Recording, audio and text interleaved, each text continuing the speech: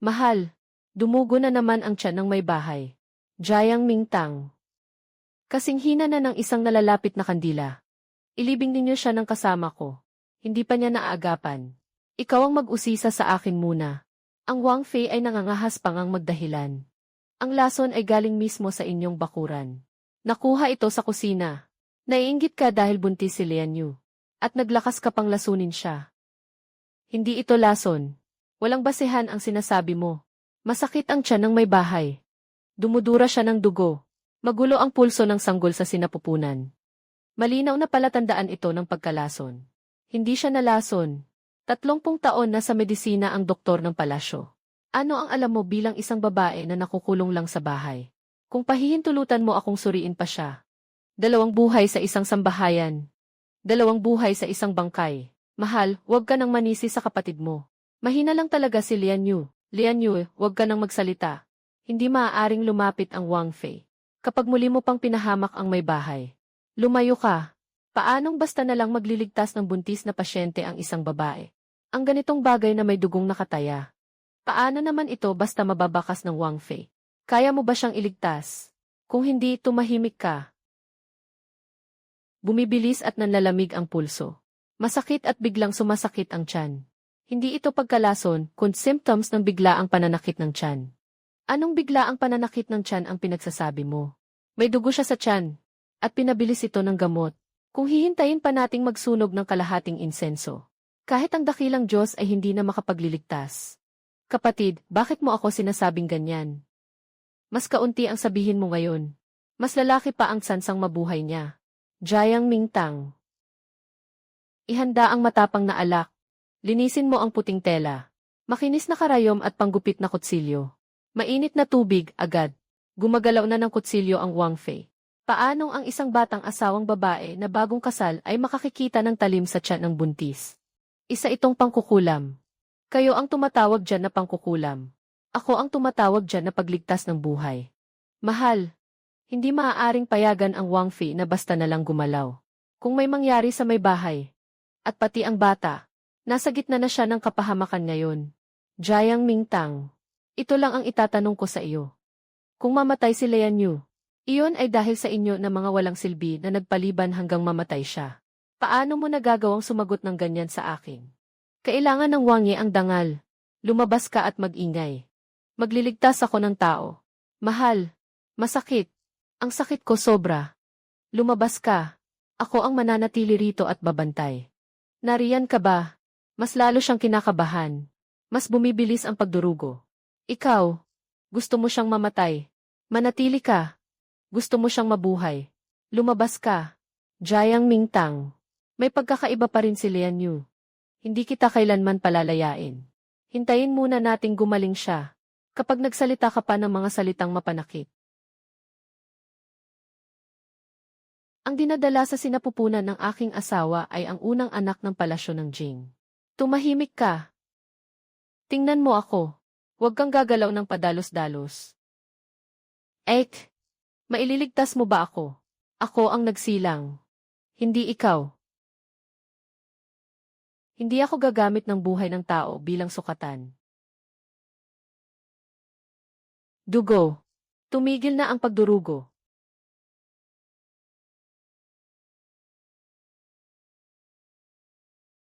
Talagang may gamot na pampasidhi ng paghilab. Paano si Lian Yu?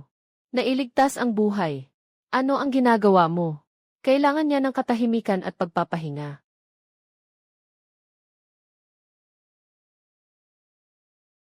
Pulso ng asawa ko. Maayos na. Kailan ka pa natuto ng mga ito?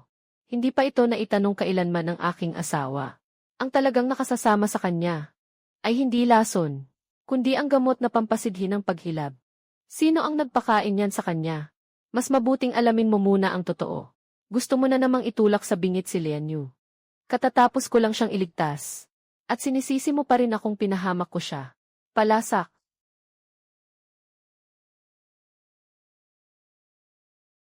Ek, bakit mo sasaktan ang anak ko? Ang nagliligtas ng buhay ay hindi rin makagigising sa taong nagkukunwaring tulog. Jayang Mingtang. May sasabihin ka pa ba? Kagagaling lang niya mula sa tarangkahan ng impyerno. At ang unang salitang lumabas sa bibig niya ay hindi pasasalamat sa akin, kundi ang kagatin ako. Hindi kita sinisisi. Pero inosente ang bata. Ganyan talaga ang mga babaeng asawa sa loob ng isang bahay. Pipilitin mo pa rin ba siyang idiin, Wang Fei? Hindi ko siya pinipilit. Ang buhay niya ay iniligtas ng sino. Kung hindi mo siya nilason, bakit pa niya kakailanganin ang pagliligtas mo? Lu Heng, sadyang makapal ang mukha mo. Sabi ng opisyal na manggagamot na lason siya. Maniwala ka ba? Sabi niya, ako ang nanakit sa kanya. Maniwala ka ba? Sabi ko, may gamot na pampasidhi ng paghilab ang halamang gamot. At ikaw, sa bawat salita mo, gamot na pampasidhi rin ang lumalabas. Nasaan ang ebidensya? Narito ang pulang baging. Ang usog na damo. Kaunting pampadaloy ng dugo. Kapag nasobrahan, magdudulot ito ng pananakit ng tiyan at pagdurugo. Opisyal na manggagamot. 30 taon ka nang nagpapagamot. At ni ito ay hindi mo pa rin makilala.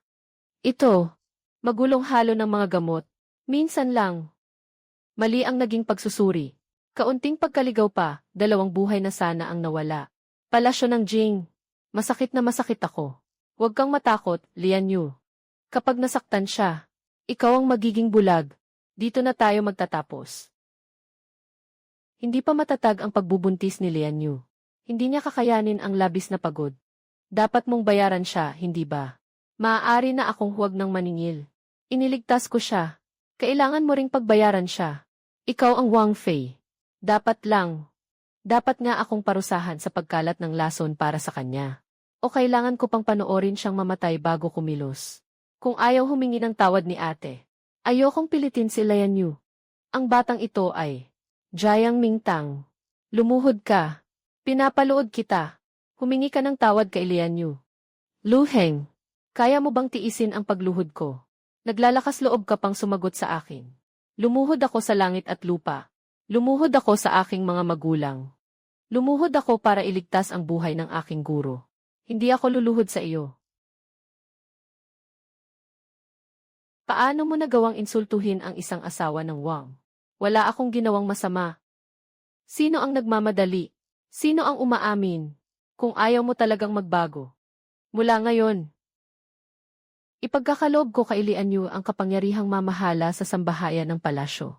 Ibigay mo ang tatak. 3 taon ko nang pinamamahalaan ang sambahayan ng palasyo. Hindi kita pinagkaitan kahit isang butil.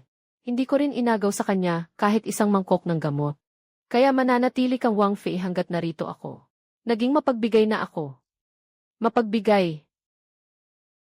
Dalhin mo iyon. Kung noon mo pa sana naunawaan ang sitwasyon, binigay na sana sa iyo ang tatak ng pamamahala. At ibabalik ko rin sa iyo ang posisyon bilang Wang Fei. Ano ang ibig mong sabihin? Paghihiwalay. Nabaliw na ang Wang Fei. Sabihin mo ulit, maghihiwalay ako sa iyo. Kapag nahiwalay ka sa palasyo ng Jing, ikaw na isang babae. Saan ka pa pupunta? Sa lugar na may mga tao. Akala mo tatanggapin ka pa ng pamilya Jiang. Huwag mo nang alalahanin ang iyong Panginoon. Jiang Mingtang. Kapag gusto mong bumangga sa pader, may limitasyon din. Ikaw ang dapat bumangga sa akin. Kung lalabas ka sa pinto na ito ngayon, huwag ka nang bumalik na mailuha. Babalik ako. Kukuha lang ng kasulatan ng paghihiwalay. Hindi ko iyon ibibigay. Kung ganoon, ako na ang haharap sa emperador. Naglalakas loob ka bang dalhin sa emperador ang pribadong usapin ng palasyo? Kayo ang gumawa ng buhay na parang pribadong usapin. Panginoon, mukhang talagang umalis na siya. Bukas, tiyak na babalik siya. Nay, napakapait ng alak na ito. Tiisin mo muna. Kapag hindi na banlawan, baka maimpeksyon. Nasugatan ka. Ano ang sinabi mo kanina? Impeksyon. Huwag mong dudumihan ang 2 mata na ito. Palitan ang tela araw-araw. Salamat, nakatatandang asawa. Kailan pa naunawaan ng balo ng pamilya Jiang ang mga ito? Ang Wang Fei ng palasyo ng Jing. Kailan pa siya naglakas loob gumamit ng kutsilyo para magligtas ng tao? Alam mo ba kung ano ang impeksyon? Alam mo ba kung ano ang pagdidisimpekta? Saan mo natutunan iyan? Una mong sabihin na kung may sugat, kapag namamaga at namumula at mailag na. Kailangang linisin at paagusin ang dugo para maiwasan ang pagkasira. Sa emerhensya, ipitin ang dibdib sa bilis na 100 hanggang 120 kada minuto. Ikaw rin. Naghihintay sa iyo ang lahat ng matatanda ng pamilya Ming sa pangunahing bulwagan. Buhayin mo muna ang gabing ito. Lumuhod ka. Aminin mo muna ang iyong pagkakamali, Jiang Mingtang. Ang babae at ang diborsyo ay dapat pagalitan at ipahiya. Noong ako ay pinagbintangang nilagyan ng lason. Walang natakot na ako ay pagalitan at ipahiya. Huwag mong asahang mananatili sa iyo ang posisyon ng Wang Fei ng palasyo ng Jing. Ito ay biyayang naipon ng aming angkan ng Jiang. Kaya ang kapalarang ito ay ibibigay namin sa iyong apo na babae. Bilang babae, dapat mong ituring ang asawa bilang langit. May isang kasama sa silid ang Panginoon, at may isang anak pa. Ano ba ang malaking bagay doon? Kung ako ay may kinalong ibang babae at nagkaanak, hindi rin naman iyon malaking bagay. Paano magiging pareho ang lalaki at babae? Kaya pala ang sinasabi ninyo ay hindi tungkol sa katuwiran, kundi panig lang sa kapakanan ni Jiang Mingtang. Bumalik ka na. Wala ka na sa palasyo ng Jing. Hindi ka kayang protektahan ng pamilya Jiang. Hindi ko kailangan ang proteksyon ng pamilya Jiang. Ikaw ay isang babae. Hindi umaasa sa pamilya ng asawa. Hindi umaasa sa sarili mong pamilya. Saan ka hugot ng ikabubuhay? Sa sariling kamay ko, sa mga kamay na kayang magligtas ng buhay. Ang pagbubunyag ng mukha at pagpapalabas ng galing ng isang babae sa medisina. Nakakahiya at salungat sa kagandahang asal. Kapag nagkasakit ang babae, mahirap gamutin at hindi kaaya-ayang tingnan. Kapag nanganak ang babae, mabuti na ang mabuhay ang ina at ang sanggol ay ligtas. Sa mundong ito, kapag nasaktan ang babae, kailangan pang itago. Hindi ako nangangahas magsalita. Ang tingin ninyo sa dangal ay parang buhay ng babae na pwede ninyong tapakan lang. Ikaw, isang babaeng balo. Nangangahas ka pang talakayin ang malalaking usapin ng angkan. 3 taon nang patay ang asawa ko. Pinipilit ninyo akong kumain ng gulay lang. Pinipilit ninyo akong magpakabanal. Pinipilit ninyo akong ipagluksa ang isang patay sa buong araw. Ang honor board para sa kababaihan ay parangal ng kababaihan. Iyan ang inyong buhay. Pero ako, ayaw ko na. 2 babae sa pamilya Jiang ang lumabas na hindi sumusunod sa tungkulin ng isang babae. Nga, isa na hindi pa marunong tumanggi sa aliping asawa at paninira ng pangalan. Isa pang hindi marunong sumama sa libing ng patay. Talagang nabigo ang mga matatanda ng angkan. Dalhin ninyo pabalik sa palasyo ng Jing ang 2 dalaga.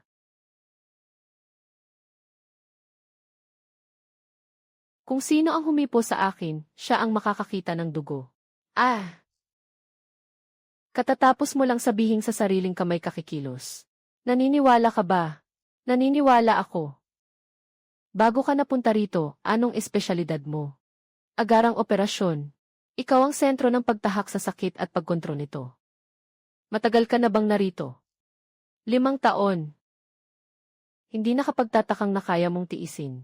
Hindi lang pagtitiis, naghihintay ako ng isang taong kayang tumayo kasama ko at baliktarin ang mesa. Ngayong dumating na siya.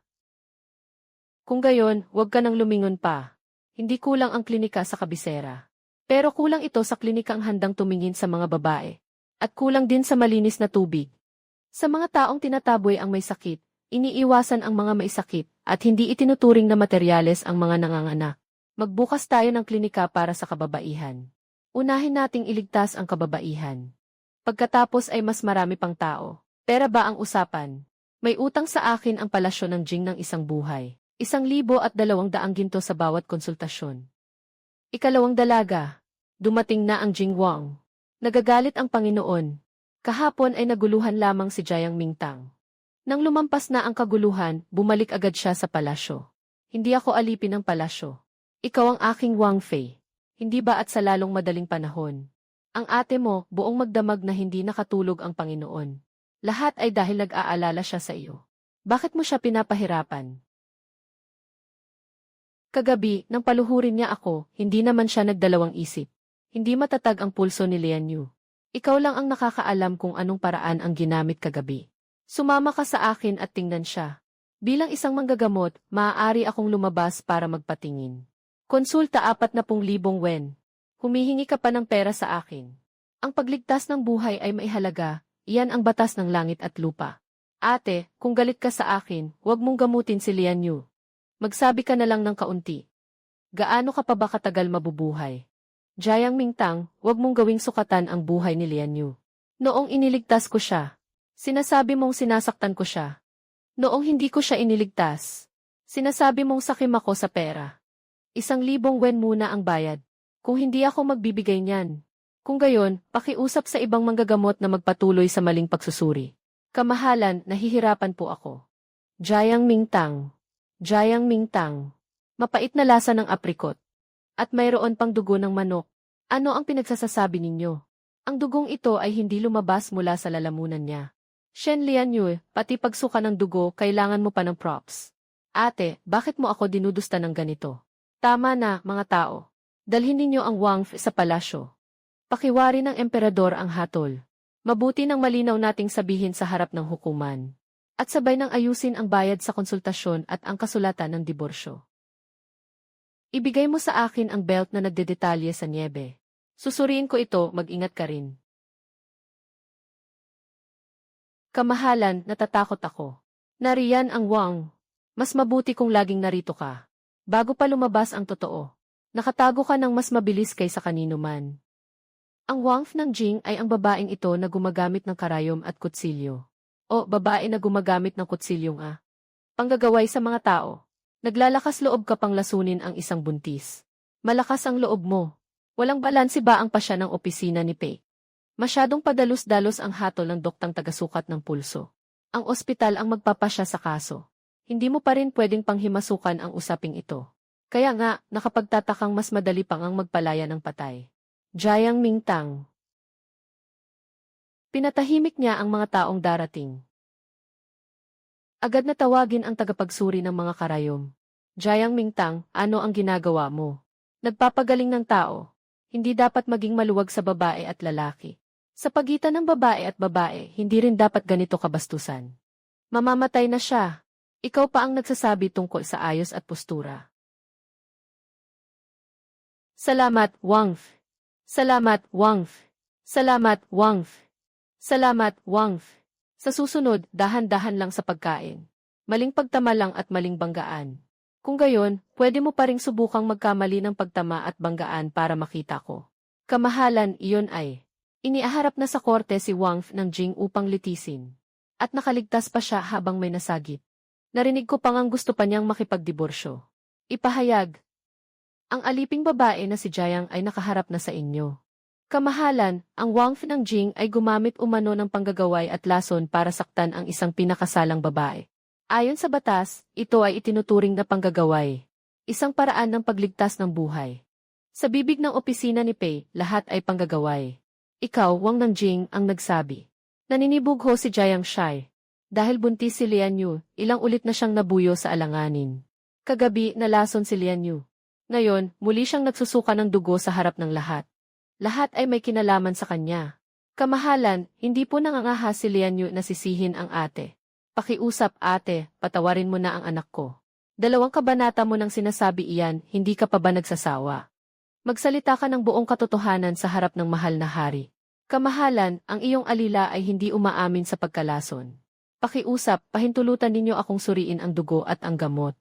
Ano bang nalalaman ng isang mangmang na babaeng mula sa liblib tungkol sa pagtesta sa lason? Hindi ba babasa kaya kung pag-ibahin ang dugo ng tao at dugo ng manok? CJ. Hindi malinaw ang dinaraanan ng dugong ito. Paanong magiging ebidensya iyan? Kung gayon, suriin mo.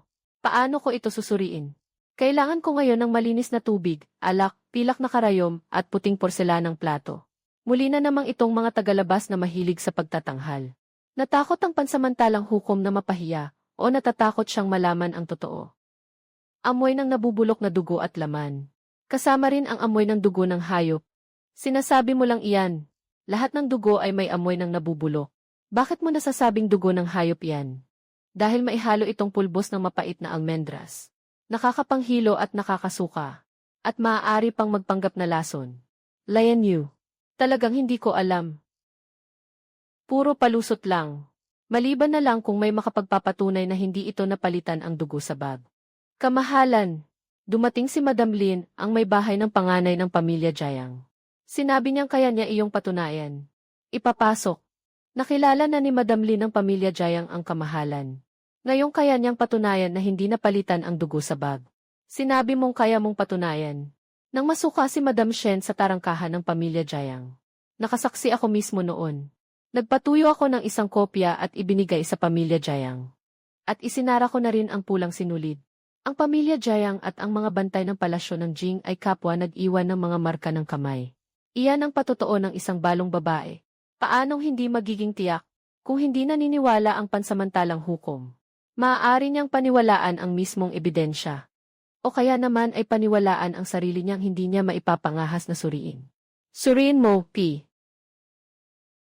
Bakit pati sa imperial na ospital ay wala ni isa mang nangangahas na humawak dito? Kapag nabasa ng tubig ang dugo ng tao, kumakalat ito. Ang dugo ng hayop ay namumuo at nagiging mga buo-buo. Sa isang iglap, kita agad ang kaibhan. Pilitin mo pa. Pilitin mo. Kung gayon, amuyin mo muli. Ang mapait na almond at ang dugo ng manok. Kaunting pulbos ng cinnabar. Ginagamit para magpanggap na lason kapag may nagsusuka ng dugo. Hindi pa ba sapat para linlangin ang mga tao? Sapat na para ikamatay ng tao, pero ako, hindi ko alam. Tiyak na may nagkamali ang isa sa mga tauhan. Ang mga tauhan. Maging anong oras ka pa man magsuka ng dugo, napakatumpak ng pagkakataya mo. Lian Yu, magsalita ka ng malinaw. Panginoong Lu, natatakot lang ako na ayaw akong iligtas ni ate.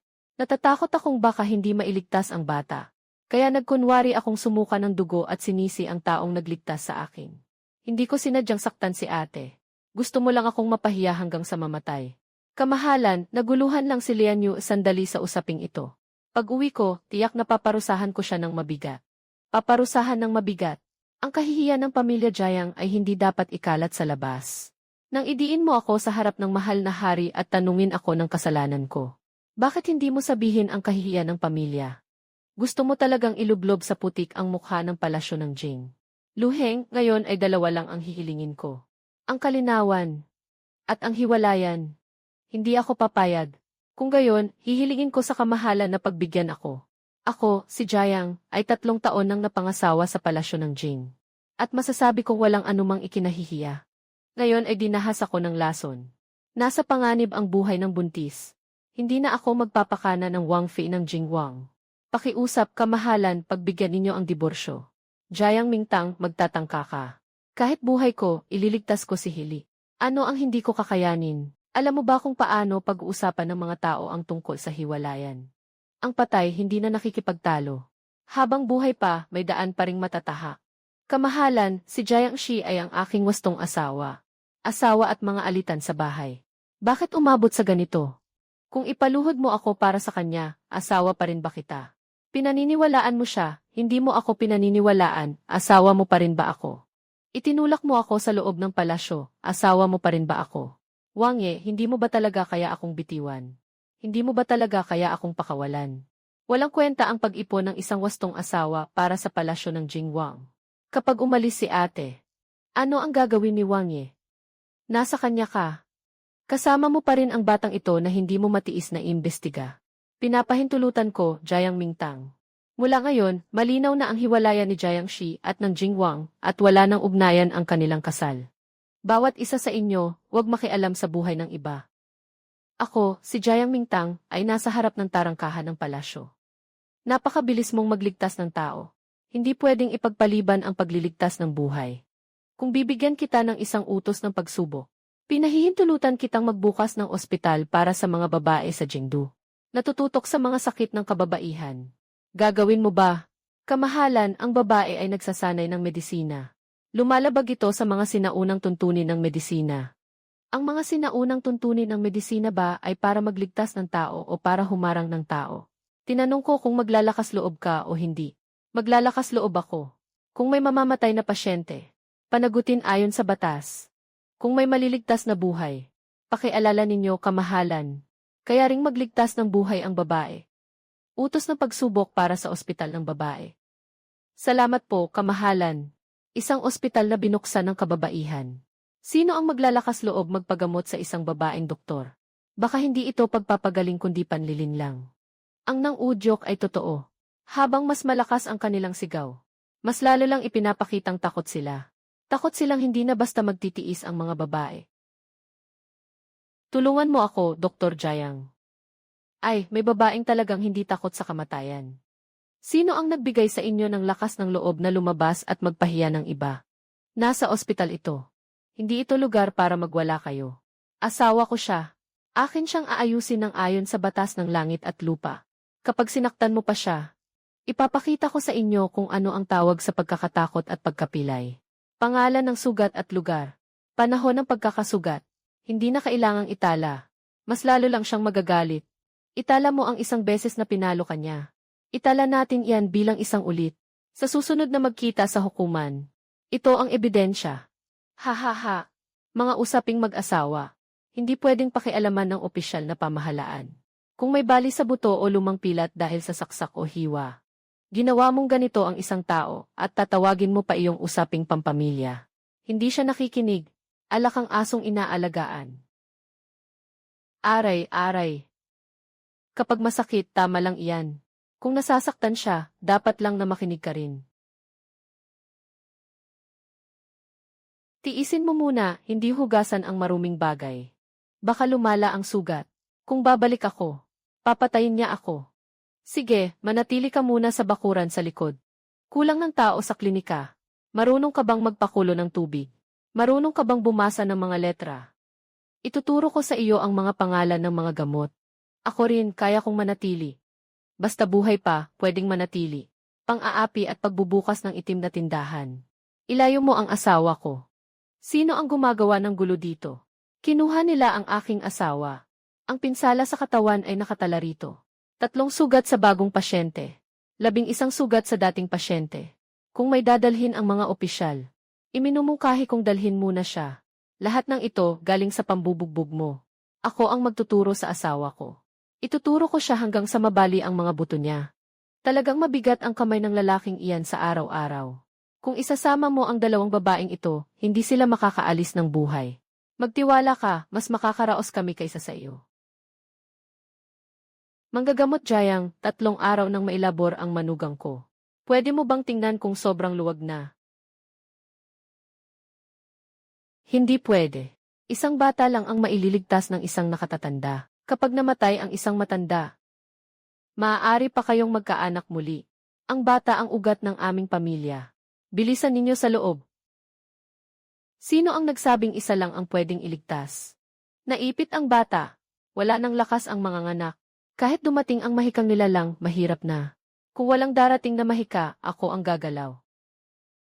Ikaw na babae, ano ba ang alam mo sa panganganak? Pagsusuring itinadhana ng emperador. Harangin ang manggagamot at iligtas ang tao. Kaya mo ba iyan? May malay ka pa ba? Mali ang posisyon ng sanggol. Nanghihina ang mga nganak.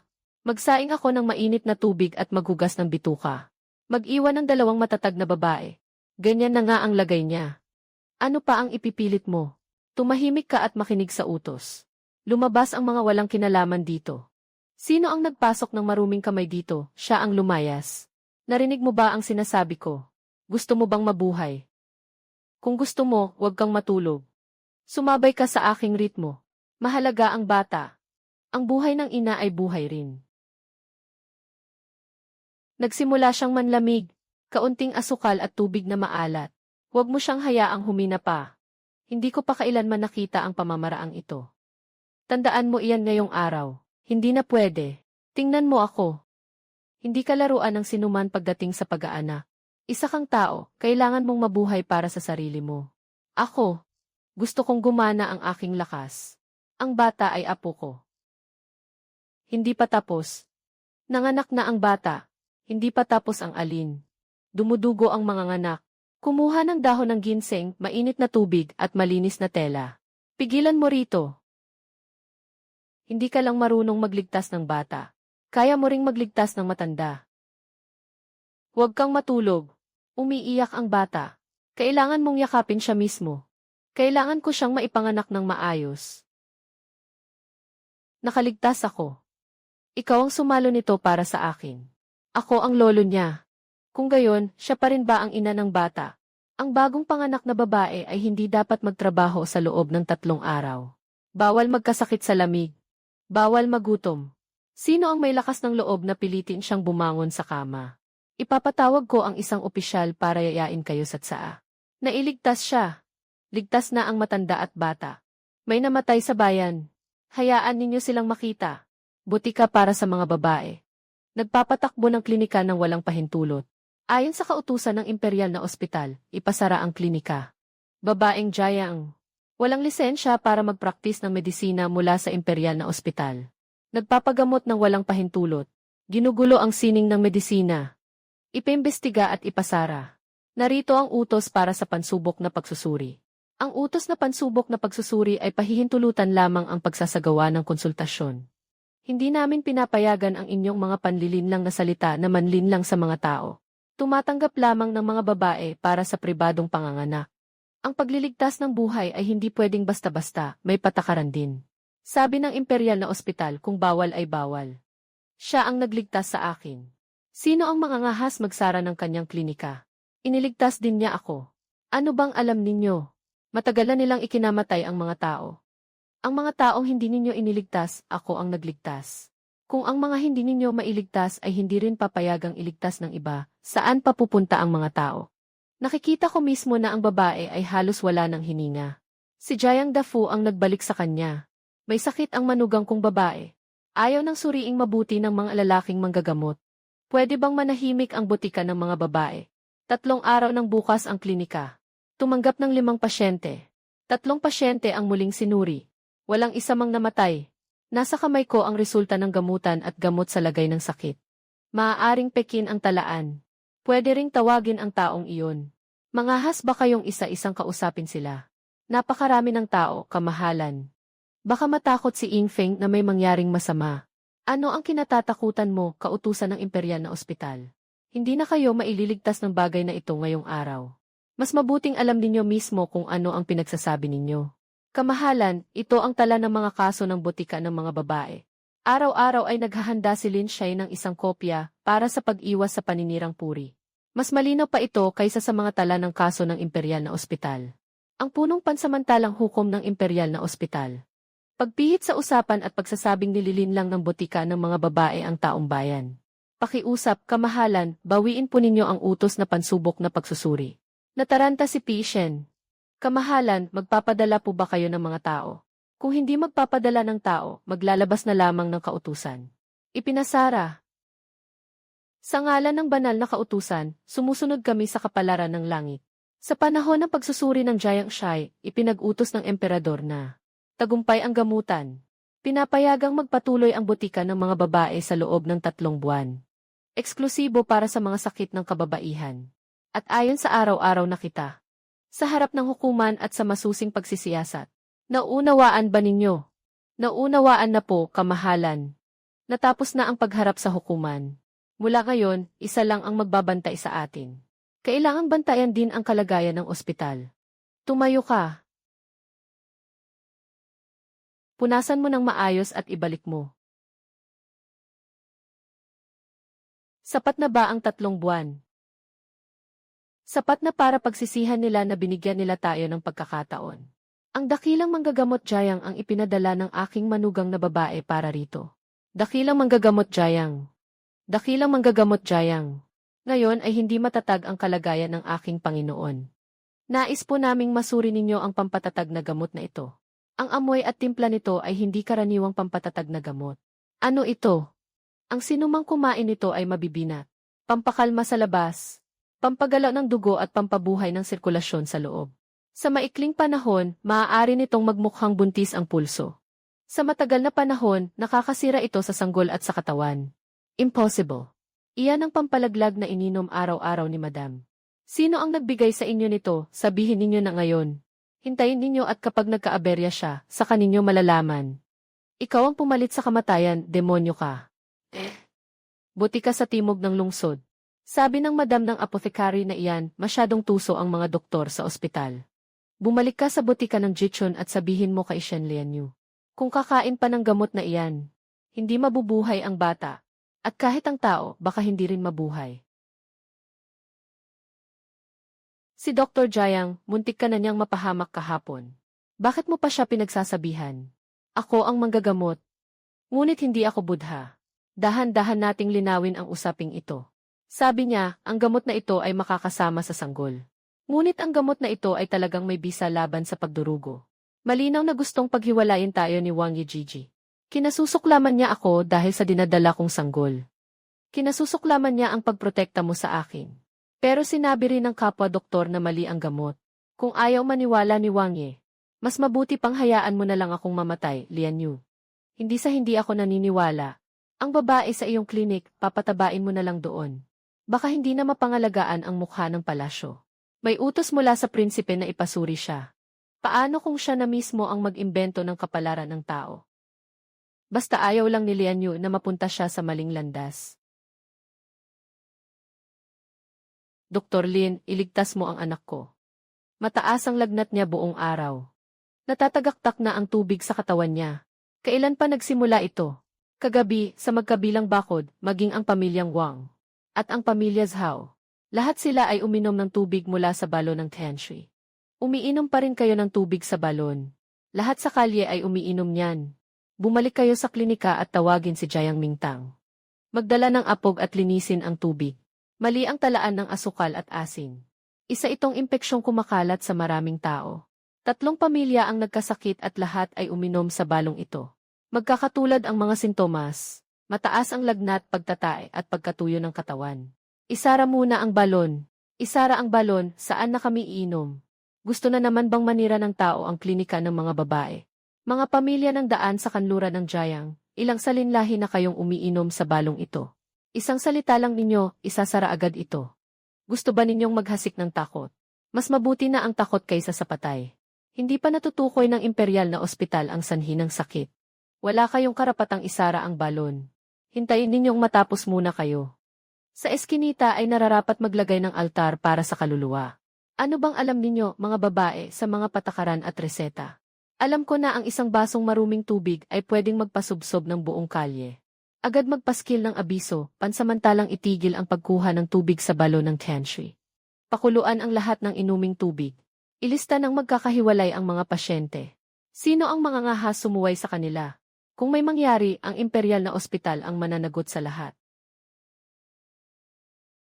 Ngayong gabi, walang sinuman ang maaaring lumapit sa balong ito. Jiang Mingtang, ano na naman ba ang kaguluhang ginagawa mo? Pinalalabas mong magaling ka. Wang Ye, ang klinika ng mga babae ay basta na lang nagsarado sa balon ng mga tao. Umalingaw ang reklamo ng mga tao. Jiang Mingtang, hindi ito lugar na pwede mong ipangalan sa sarili mo. Ito ay lugar na mamamatayan ng tao. Wala pang pinal na hatol ang imperial na ospital. Wala kayong karapatang isara ang balon. Kung ayaw maniwala ni Wang Ye, maaari ninyong ipaimbestiga. Ang inuming tubig ng mga may sakit. Sapat na ang pagpunit. Sino ang nangahas na mauna sa akin? Sa tingin mo, hindi ako mangangahas. Natakot ang aking Panginoon na baka walang tubig na maiinom ang mga karaniwang tao. Natatakot akong ang hangal na utos mo ang magdala sa kanila sa kamatayan. Punitin mo. Sino ang mangangahas humawak sa sakahan ng Feng? Ako ang maunang yurakan. Jiang Mingtang, akala mo hindi kita gagalawin. Kung gayon, mangahas ka. Kahit ang mga taong inililigtas mo ay nangangahas mong ipasok sa palasyo. Ano pa ba ang hindi mo mangangahas gawin? Hindi ibig sabihin na hindi ko kayo pinainom. Ang ibig sabihin, hindi ko kayo hahayaang uminom ng maruming tubig na nakakamatay. Isa ka lang biyuda, nangangahas ka pang magsalita tungkol sa salot. Ako ang nangangahas magsalita tungkol sa buhay ng tao. At ikaw, nangangahas ka ba? Ang pamilya ng hari ng kanlurang lungsod ay nagkaroon ng lagnat at pagtatain ng hating gabi kagabi. Lahat ng 5 kasapi ay uminom ng tubig mula sa balon ng Tianshui. Nagkasakit ang pamilya Zhao ngayong hapon. 4 na tao ang uminom ng tubig mula sa balon ng Tianshui. Nagkasakit ng gabi ang pamilya Liu. 3 ang uminom ng tubig mula sa balon ng Tianshui. Sa 2 bahay na hindi uminom ng tubig sa balon, 1 ang nagkasakit sa tiyan. Wala sa amin ang uminom. Talaga bang walang nangyari, ininom lang ng asawa ko ang tubig na iyon at bigla siyang bumagsak. Tamang-tama. Pumasok sa katawan ang basang hangin. Ang basang hangin ay pwedeng magpalabas ng pangalan mula sa balde ng tubig. Isang aklat lang ang pinagbabatayan ninyo. Gusto mong ipasara ang buong balon. Hindi lang isang aklat. Pinapunta ko ang mga alagad ko sa bawat bahay para magtanong. Lahat ng may sakit ay nakainom mula sa balong iyan. Kung hindi ka naniniwala, aking Panginoon, ipadala mo ang mga bantay mo para magsiyasat. Hindi dapat makinig ang aking Panginoon sa kanilang kalokohan. Magsiyasat man o ipagpatuloy na lang ang pagpapainom. Ang sinasabi ng talaan ni Linshi ay totoo. Kahit ganoon, hindi pa rin ito mapapatunayang lason ang tubig sa balon. Kung gayon, subukan natin ang balon. Paano susubukan? Kung may dumi sa ilalim ng balon, kailangang isara ito ngayong gabi. Napakalalim ng balon. Ano ang mahugot natin mula roon? Kung may mahugot man tayo, malalaman ninyo kung ano ang ininom ninyo. Delikado sa gabi. Mas mabuti ng bukas na lang. Hindi na kayo hihintayin makagising. Kaninang gusto mo pang ipunit ang talaan? Bakit ngayon ay ayaw mo nang magpasalok? Hoy!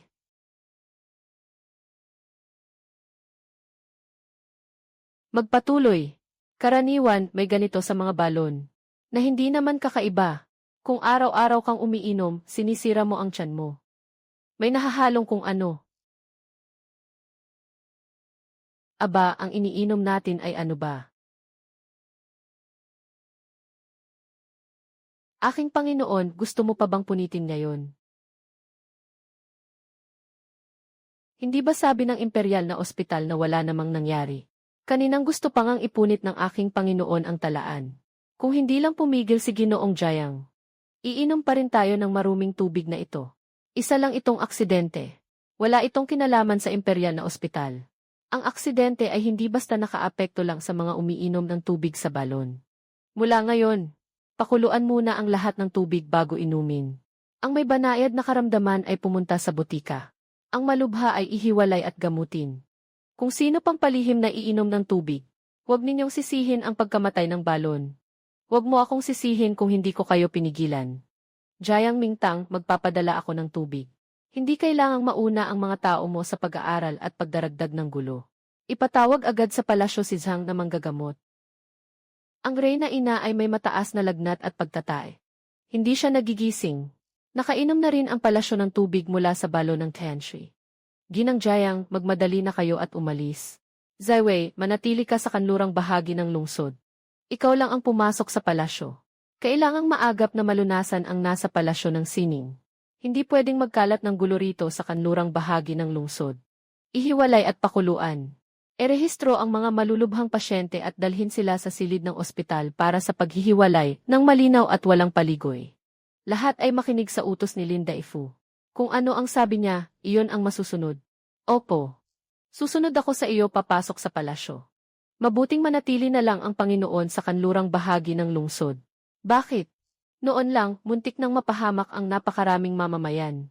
Kailangang gumawa tayo ng ilang panlunas. Magpadala ng tubig para mapanatili ang kaayusan.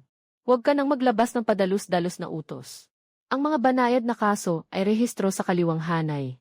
Ang mga malulubhang kaso dalhin agad sa ospital.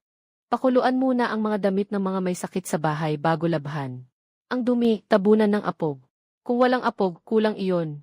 Sa bodega ng kanlurang bahagi ng palasyo ng Panginoon may materyales sa pagkukumpuni ng pader.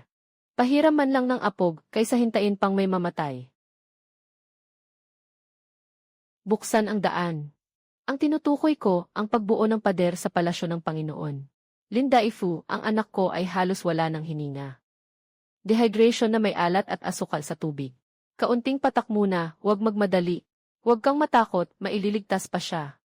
Kamahalan. Ang katawan ng inang reyna ay marupok. Hinding-hindi dapat pahintulutang lumapit ang mga banyagang babae. Nagamot mo na siya. Ako ang bumubuo ng formula. Matagal nang may sakit ang inang reyna. Dito sa Sining Palace, hindi ka pwedeng basta-basta pumasok. Hindi ito ang iyong pribadong klinika. Nasaan ang pasyente? Hayaang makapasok siya ng walang hadlang. Kamahalan. Kung biglang mahimatay ang inang reyna, nagkaroon na po ng pagkahimatay ngayon. Kanino bawal ang pagkain ngayon ng inang reyna? Pagkatapos ng hapunan, uminom siya ng malamig na tubig na may peras at asukal. Ang ginamit ay tubig mula sa balon ng Tianshui sa kanlurang bahagi ng lungsod. Kapit sa iisang pinagmulan ng impeksyon. Hindi maaaring lapitan ang katawan ng inang reyna. Hindi maaaring hawakan ng mga tagalabas. Hindi na siya matatawag na marupok na katawan ng may sakit na siya ngayon. Nakakahiya. Kung ipipilit pa ninyo, may mamamatay. Mainit-init na tubig na may alat at asukal. Pasusuhin siya ng paunti-unti at madalas. Palitan ng malinis na damit at kumot. Ang sinumang nagkaroon ng kontak sa bisitang ibon. Agad na maghugas ng kamay, magpalit ng damit at lumayo sa isa't isa. Malubha ang sakit ng inang Reyna. Ikaw ay magbigay lamang ng tubig na may asukal. Ang pinakamalaking panganib niya ngayon ay ang pagkaubos ng tubig sa katawan. Iyong ipainom sa kanya ang mangkok na gamot na iyan. Mas mapapabilis lang ang pagsusuka niya. Naglalakas loob ka pang questionin ang imperial na ospital. Ang kino-question ko ay ang taong nanakit sa kanya. Sino ang sinasabi mong may sala? Ang uminom ng maruming tubig ay hindi iisang tao lang ang magkakasakit. Ipatseke agad ang pinagmumula ng tubig sa palasyo. Hindi na gaanong mainit ang kamay ni Madam. Ang pagbagsak ng lagnat ay hindi nangangahulugang gumaling na siya. Si punong pangalawang hukompay ay nakatayo lang ng walang ginagawa. Pumunta kayo at silipin ang talaan ng tubig na pumapasok sa palasyo. Utos ko, lumang guro. Ako ang nagliligtas sa inang Reyna. Ikaw ang humaharang sa daan. Sino sa inyo ang mas nararapat na lumabas? Siya sa atin mo ng maigi, patient. Magtipid ka ng lakas. Naubos din ang lakas sa pagsasalita. Ienwe, kamahalan. Nagkaroon ng panibagong impeksyon sa lungsod. Punong-puno ng mga may sakit ang pasukan ng klinika ng mga doktor. Kamahalan, nais kong gawing pansamantalang himpilan sa pagliligtas ng buhay ang klinika ng mga doktor. Ano ang kailangan? Kalkang apog at malinis na telang panlinis. At mga opisyal na hindi manggugulo. Pinahihintulutan. Dr. Jayang, ito ang palasyo ng sining. Paano ko maipapadikit ang malas na bagay na iyan? Hindi ito malas. Ito ay panlunas sa buhay. Sino ang nagbigay sa iyo ng karapatang dumisan ang tarangkahan ng palasyo ng aking ina? Kung pahintulot ng kamahalan, nasa kanya ang pasya ng inang emperatris. Kamahalan, naniniwala ka pa ba sa isang babae? Babae, napakamapangahas mo. Kagagaling lang ng babae sa pagligtas sa inyong buhay. Kung hindi mo kayang isara ang bibig mo, mas mabuti pang ako na lang ang murahin mo. Unahin nating buhayin ang pasyente ngayong gabi.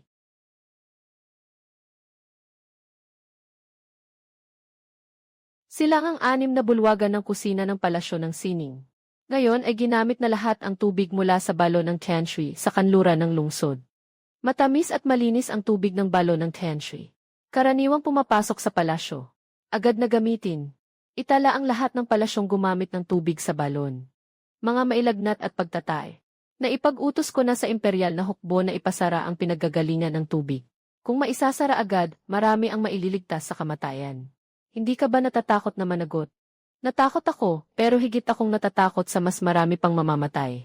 Maliwanag namang maaari nating hadlangan. Pero pinapanood na lang nating mamatay ang mga tao. Ibinibigay ko sa iyo ang pansamantalang kapangyarihang magtalaga ng mga medikong pangpalasyo. Nais kong papasukin si Lin Zaiwei sa palasyo, upang tumulong siya sa pagliligtas ng mga tao sa kanluran ng lungsod. Kung gayon, hayaan muna siyang magligtas sa kanluran ng lungsod. Babalik ako sa klinika ng mga doktor. Hindi pa ganap na gumagaling ang inang emperatris. Katatag lamang ng inang emperatris. Marami pang namamatay sa loob ng lungsod. Humayo ka, Jayang Mingtang, kung hindi mo mapipigil ang salot sa lungsod. Isisi ng imperial na ospital at ng sambahayan ng mga kamag-anak ang lahat ng kasalanan sa iyo. Nauunawaan ko. Magmadali ka. Ang doktor na nakakita ng namamatay pero hindi nagligtas ay walang pinagkaiba sa isang pumatay. Huwag kang magkaiba ng pananaw. Ano ang gusto mong ipagawa ko sa iyo? Huwag mong hayaang hadlangan ako ng imperial na ospital. Ipapatawag ko ang imperial na hukbo para makinig sa iyong mga utos. Bigyan mo pa ako ng ilang bakanting silid para sa mga malubhang pasyente. Salamat, kamahalan. Buhay pa si Jayang Mingtang at bumalik para mabuhay muli. Gagawin ko ang lahat. Itaas pa kaliwa ang mga banayad. Itaas pa kanan ang mga malubha. Mga kapamilya, huwag magpapanik. Hindi na yata kaya ng aking ina. Unahin ninyong iligtas ang aking ina. 3 taong gulang pa lang ang anak ko. Unahin ang bata. Luwagan ang daraanan ng imperial na hukbo. Kung gusto mong mabuhay ang isang tao, sumunod ka sa mga alituntunin. Ang mga kayang maglakad at magsalita ay pumunta sa kaliwang talaan. Ang mga nawalan ng malay at natutuyuan ng katawan ay iangat sa loob ng silid sa likuran. Ang sinumang manggugulo ay palabasin at hayaang mamatay mag-isa. Nakabalik ka na. Katatagan lamang ng inang emperatris. Hindi pa rin matatag ang takbo ni Cheng Xi. Kung gayon, sagipin muna natin siya para kumalma. Lahat ng papasok at lalabas ay kailangang maghugas ng kamay. Ang mga gamit na walang silbi ay sunugin at ibaon ng apob. Pakuluan ang lahat ng inuming tubig. Sa mga malubha, unahing palitan ang tubig sa katawan. Pabainin ang lagnat. Huwag kayong basta-basta magpatak ng mga halamang gamot. Dr. Jayang, natatakot ako. Kapag natatakot ka, tandaan mo lang na huwag manginig ang kamay mo. Hindi ka na ngayon isang dalagang walang alam. Ikaw ay isang taong nagliligtas ng buhay. Ayon sa kalagayan ng sakit na ito, pag-iwas sa salot, mas marami pa bukas. Kung gayon, huwag ka nang matulog ngayong gabi. May dumating mula sa imperial na ospital na nagsasabing kukunin nila ang pamamahala sa botika ng mga babaeng manggagamot. Palabhan muna nila ang mga kamay nila ng maigi bago pumasok. Ang mga damit at sombrero ng mga tagatang ay naging parang palengke. Ano bang klaseng sistema iyan? Ang lugar na maraming buhay ang mas maingay kaysa imperial na ospital. Ipinag-uutos ng kanyang kamahalan na tumulong ang imperial na ospital. Hindi para payagan kang magmalaki at maglabas ng utos bilang isang babae. Hugasan ang mga kamay. Ano? Bago pumasok sa lugar ng lunasan, maghugas ng kamay at magpalit ng panlabas na kasuotan. Matagal na akong manggagamot, 40 taon na. Hindi pa ako nakarinig ng ganitong mga tuntunin. Kaya mas mataas ang bilang ng namamatay sa imperial na ospital kaysa sa amin.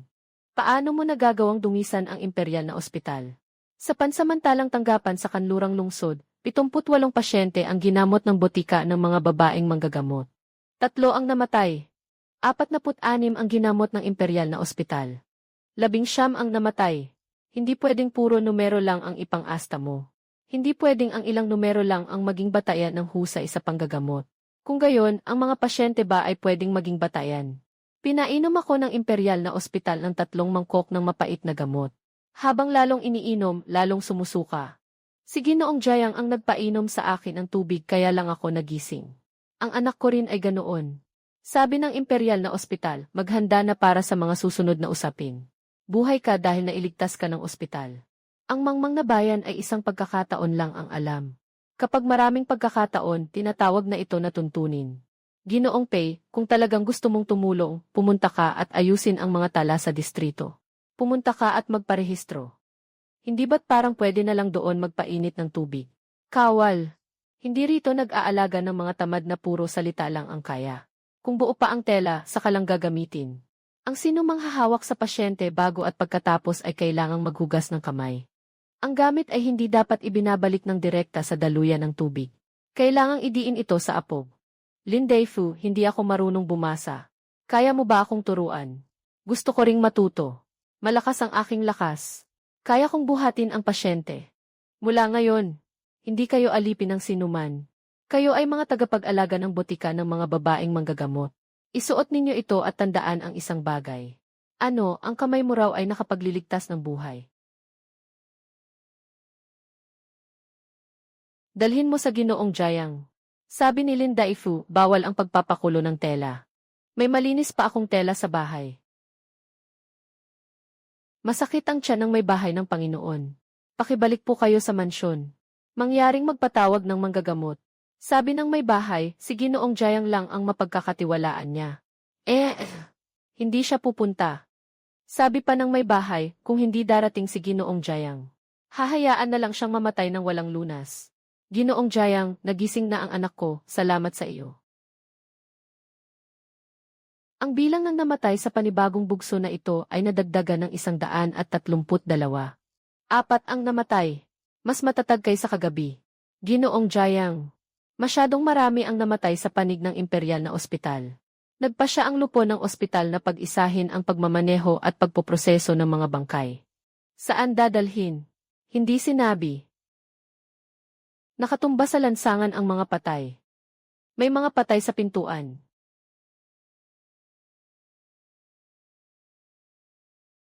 Pumapas lang ng tao ang botika ng mga babaeng manggagamot. Napakaraming patay. Babaeng Jayang, paano mo pa masasabing nakapagliligtas ka ng tao? Hindi sila ang aming mga pasyente. Nagmadali si Pei. Ang botika ng mga babaeng manggagamot ay nagliligtas ng mga buhay ng karaniwang tao. Sa utos, siya satin at selyuhan. Pamilya Jayang. Matagal ko nang sinabi sa iyo. Ang mga babaeng nag-aaral ng medisina ay laging nagdadala ng kapahamakan sa iba. Bakit nakahiga sa ganito ang ama ko? Ginoong Jayang, magbigay kayo ng paliwanag. Ang mga taong ito ay hindi pa kailanman nakapasok sa butika ng Jichun. Pwedeng pekin ang dokumento. Bakit kayo nagmamadaling magpaliwanag? Peke ang dokumento dahil natatakot silang maging totoo ito. Nasa harap ng inyong bahay ang bangkay. At nagpipilit ka pang magpalusot. Nasa harap ng aming bahay ang bangkay at hindi namin inilabas iyon. Namatay ang tao sa aking mga kamay. Sa gitna ng matinding gutom, may bangkay pa bang kusang makalalakad? Hindi maaari. Kung gayon, sino ang nagdala rito? Kapag sinuri ang karwahe, malalaman agad. Ngayon, isinara na ng butika ng Jichun ang daan. Kaya kahit ang karwaheng panghahatid ay hindi makapasok. Ang bangkay ay ibinaba mula sa likurang eskinita. Sa karwahe, may pulang luwad na ginagamit ng imperial na ospital bilang pamuksa at panangga sa pagkalason. Nandito sa sulat ni Linda Fu. Ang punong hukom ng imperial na ospital. Matagalan ninyong inihanda ang mga bagay na ito para siraan sila, Wang. Huwag kayong magmadali. Ang karwahe lang ang makapapatunay na dinala rito ang bangkay. Hindi pa natitiyak ang sanhi ng kamatayan. Ang buhay ng namatay ang higit na mahalaga. Paano mo nagagawang ipahiya siya sa harap ng lahat? Noong itinapon ninyo sila sa aming pintuan, naalala ba ninyo na ang buhay ng namatay ang higit na mahalaga? Ang buhay ng namatay ang higit na mahalaga, sabi mo. Kulay asul at uling ang mga kuko. May maitim na likido sa ilong at bibig. May mga bakas ng patuloy na pamamaga sa tiyan. Sa butika, karamihan sa mga namamatay sa salot ay dahil sa matinding pagkatuyot at panghihina. Balat ay tuyot at payat. Namumutla at bitak-bitak ang mga labi. Hindi ganoon. Ito ay makapal na sabaw ng itim na akonete. Ang labis na pag-inom ng sabaw ng akonete ay maaaring magdulot ng palpitasyon at kumbulsyon. Asul at uling ang mga labi. Pangalawang hukompe ng imperial na ospital. Ang gamot na ipinainom ninyo sa malubhang may sakit kagabi, iyan ba ang nasa kamay ninyo? Sa malubhang kalagayan, kailangang gumamit ng matapang na gamot. Sobra na, para tuluyan ng mawala ang isang tao. Kayo pala. 3 mangkok ng itim na gamot ang ipinainom ng imperial na ospital sa aking ama kagabi. Kumakalat ang chismis ng mga tao. Walang testigo. Sino ang mga ngahas na dungisan ang pangalan ng imperial na ospital? Nadakip ni Yanji. Jayang ang karwaheng panghahatid sa likurang pintuan ng imperial na ospital. Ako lang ay tumanggap ng bayad at gumawa ng utos. Tao iyon ng imperial na ospital. Pinapupunta niya sa butika ng Jichun ang bangkay ko. Sinasabi niya sa pintuan na basta may kaguluhan, tapos na ang butika ng Jichun. Natapos na sana ang butika ng Jichun. Sino ang nagsabi sa iyong sumunod ng kalokohan? Sinabi raw ng isang tao na iyon ay ibig sabihin ng punong hukom. Pakawalan ninyo ang punong hukom. Ayon sa inyo, ang butika ng Jichun ay hindi maihahambing sa mukha ng imperial na ospital, kaya dapat itong maglaho. Mukha. Sa paningin mo, ang buhay ng tao ay mukha lang. Ang imperial na ospital ang pumatay ng tao. At si Jayang Dafu pa ang pinaratangan ninyo. Dakpin siya. Dakpin at litisin. Ako ang punong hukom ng imperial na ospital. Sino ang mga ngahas na humawak sa akin? May utos ang kanyang kamahalan. Sa panahon ng salot, ang sino mang humahadlang sa pagliligtas at pagpapagamot ay ituturing na salarin sa pagkamatay. Dakpin muna sa kalitisin. Imposible, kamahalan. Ang nais ng kamahalan ay buhay na tao. Hindi ang inyong mukha. Jayang Mingtang, akala mo ba kapag nadakip mo na ang matanda ay tapos na lahat? Ang Chayan Shiwell ay simula pa lamang. Kapag inusisa mo pa iyan, mas pangit pa ang kahihinatnan mo kaysa sa kanila. May tao pa sa likod niya. Kung gayon, hanapin mo pati ang taong nasa likod niya, para hindi na rin makatulog ng tahimik. Ayangi, Jayang, Yangi, Lin. Ligtas ang kanlurang bahagi ng lungsod. Ayangi, Jayang, maaari ba akong pumasok sa lugar ng mga malubha? Kaya ko rin. Mula ngayon, isara ang butika ng mga babae. Hanggang sa mawala ang salot, hanggang ang mga dapat mamatay ay hindi na magdurusa sa gitna ng mga tao. Ang tubig na ito ay tuloy-tuloy na pumapasok sa balon. Hindi ito karaniwang maruming tubig. Ito ay latak ng gamot at sira ng sangkap panggamot. Hinaluan pa ng dugo ng mga may sakit at mga alagang hayop na namatay. Dinala ni Ginoong Jayang ang mga ito sa dakong timog ayon sa kautusan. Sa timog ng lungsod, sa botika ng Jichun. Ang mga pampalaglag na tableta ni Shen Lianyu ay mula rin sa botika ng Jichun. Pumunta ka at imbestigahan ang botika. Napakaapi naman, maliit lang ang tindahan pero nagbebenta rin ng gamot. Maliit lang ang tindahan pero nagbebenta talaga ng gamot. Bakit ang lihim na daluyan ay diretso sa balon ng Tianshui? Iyan ang dating daluyan. Hindi alam ng mababang lingkod. Hindi niya alam kung bakit tuwing ika-15 ng buwan. Tumitindi ang usok at abo sa daluyan tuwing ika-22. Tuwing ika-7 ng bawat buwan. Ang pampalaglag na tableta sa palasyo ng Jing ay mula sa botika ng Shen. Tuwing ika-20 ng bawat buwan. Ang mga espesyal na tableta ng imperial na ospital ay galing din dito. Pati ang mga halamang ginagamit ng hukbo sa hilagang kanluran. Ang mga sangkap na panggamot ng hukbo ay dito rin nanggagaling. Kaya nang maliit na botika na mag-supply sa palasyo. Kaya nitong mag-supply sa imperial na ospital at kaya rin. Sa mga tao sa hukbo, ginagawa lang nila ang gamot ayon sa reseta. Ang reseta ay hindi basta-basta inimbento ng maliit na tao. Sino ang nagbigay ng reseta? Ang taong nagpadala mula sa palasyo ng imperial na ospital. Pati ang tanggapan ng gobyerno. Hindi ito gamot para sa pagdurugo. Ito ay halamang panlason sa kulay. Kapareho ng kinain ni Shen Lianyu. Panlabas para maayos ang pagbubuntis.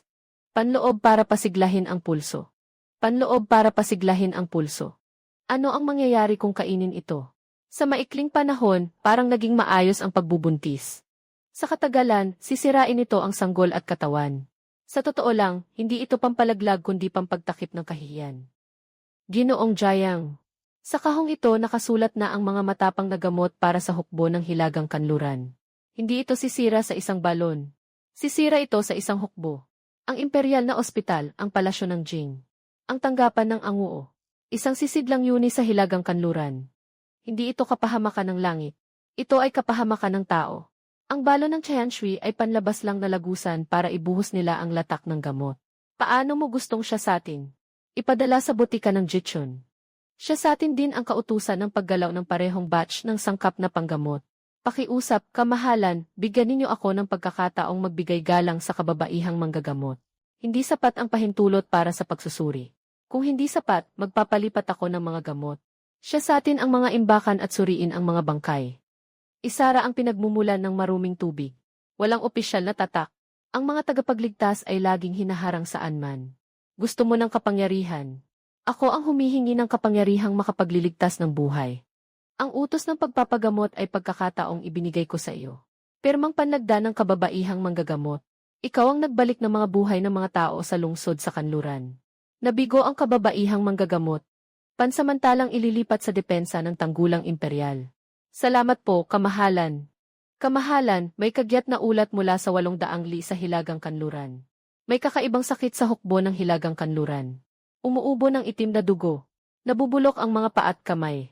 Sa loob ng 3 araw, libo-libo ang namamatay. Si General Qin. Hinihiling ko sa imperial na ospital na magpadala ng espesyal na tulong na pangligtas buhay. Jiang Mingtang, nangangahas ka bang pumunta sa kampo ng hukbo? Nangangahas ako. Isama ang pangkat ng mga babaeng manggagamot at umalis ng kabisera.